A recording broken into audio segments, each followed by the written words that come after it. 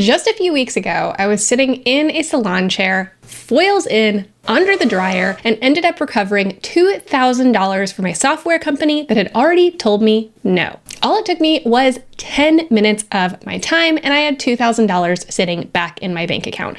And let me tell you, this kind of thing happens to business owners all the time. Raise your hand if you've ever paid for a subscription that you're not even using and not really realized it, and just assumed there really wasn't much that you could do about it. Well, the good news is that there is often something that you can do, and it does not have to take hours and hours of your time to make it happen. So here's what happened. I was sitting under the dryer and I decided to try to be a little bit productive and actually go into my Xero account, which is what I use for my bookkeeping, and take a look at some various different expenses that had come through. Now, I know I'm a little bit of a nerd for this, but I really do love that Xero has a great app, and so it's really easy to start looking through expenses. And I'll be honest, I teach business finances, so of course it makes sense that I would try to stay on top of my business finances whenever I can.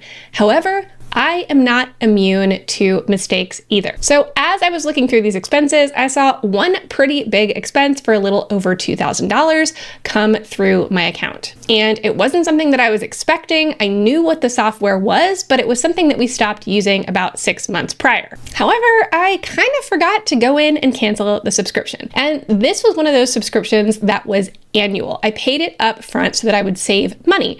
And so I kind of forgot about it. And yes, even CPAs can absolutely forget about things like this. And I will tell you, a lot of companies kind of plan on you forgetting. The longer it takes you to actually decide to go in and cancel an unused subscription means more money for them. So even though it had been a couple of weeks since this charge went through, I thought I might as well try and see if I can get a refund or at least a pro-rated amount because I wasn't going to be using the software anymore. And this is where things got a little interesting. I first drafted a quick email, very polite, just asking if there was a way for me to be able to get a refund for this since we didn't plan to continue to use the software. Now, I actually got a response pretty quickly, and the response basically said, no, because of our terms and conditions, we do not give refunds. And I know that a lot of people at this point would probably stop and say, ugh, I should have done something, it's my fault, and would have just moved on and said, well, I guess that's just $2,000 that I'm not going to get back. But that isn't me. So I decided to do a little digging. And in this specific scenario, what really pushed me forward is the fact that we hadn't been using the software for a long period of time, and I didn't remember getting any kind of renewal notice that told me that we were gonna have a renewal coming up. That notice would have triggered me to go and take action to cancel the subscription. But a lot of companies, on purpose, don't do that. And again, that's because they make more money when they don't remind you. Now, it's important to say too that this was a big company. I do not take this approach typically when I'm dealing with small businesses. But in this case, it was actually a big company, and we hadn't actually even used the product or any of the services for a long period of time. So we had already paid for time that we weren't even using their resources. And now we had paid for a full 12 months that we weren't going to use either. Now, I'll also say that my approach is always, always, always to be kind. You can be firm, but also kind. I will never write to a company and yell and scream at them and demand any kind of refund. That's not my style. But I also know that businesses typically have some discretion. They will have a standard refund policy typically, but they can always make exceptions to that. I'm a small business. I'm very aware of that. And they're probably more likely to give you an exception if you're nice. So my next step was to research a little bit to determine if I had any kind of viable case that I could make for why I should get a refund, even though it was against their policy. Now, if you're wondering how I did all that in 10 minutes under a hairdryer, this is one of those areas where there actually is a pretty good use case for AI. Now, I have lots of feelings about AI. I've made videos here on this channel recently, including one that I just put out that was why you shouldn't use AI as your accountant. However, I do think that it can be really helpful in some specific instances, and this was one that I decided to use it. So I opened up trusty old ChatGPT on my phone, and I actually put my email in, their email, and then I even linked the terms of use for that company, and I gave it some specifics as well. And I asked it to analyze all of that information and see if there was anything I could go back to the company with to ask for a refund.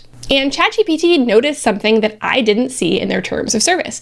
And that was that they had noted in those terms that they would send a renewal notice within 7 to 14 days before they would charge again. Now, the first thing I did was take to my email and see if I could find that renewal notice because I did not ever remember seeing it. And sure enough, I could find it absolutely nowhere in my inbox. Now, once I confirmed back to ChatGPT that I had not received that renewal notice, I asked it to write me a polite but firm email back that would explain my case for a refund. And so here is what Chat gave me back, which I thought was brilliant because it didn't demand a refund, but it did specifically state that I couldn't find this renewal notice, and it asked for proof that it was actually sent. And then at the end, it asked if my case could be escalated to a billing manager to determine if an exception could be made. And we all know the age-old trick of getting escalated to a manager. Oftentimes that just shows that you are serious. They're hoping that you're going to go away, that you're not going to ask again. But when you show that you're capable, that you've done the research, that you have a really good case behind you, it's really difficult for them to not say yes, and it risks reputational damage. And most companies, especially big companies, just don't want to deal with that.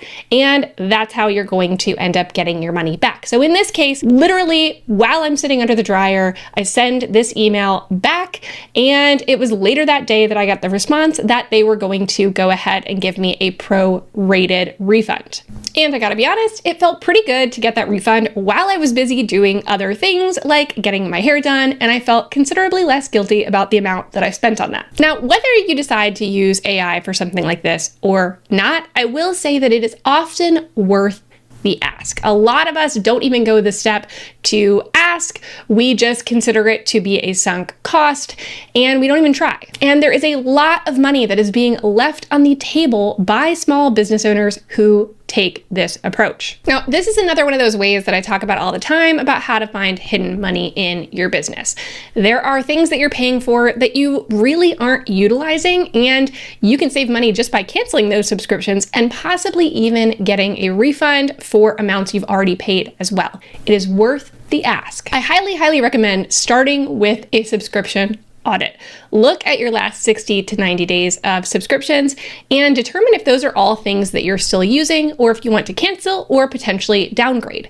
But don't just look 60 to 90 days back because you might miss some of those annual subscriptions like I did. So make sure you're considering every different thing that you are paying for on a regular basis and really think about whether you still need it going forward. And don't assume that when you ask for a refund and they say no, that that is a final answer. Again, be polite about it, but do some research to figure out if you have a leg to stand on and ask for escalation.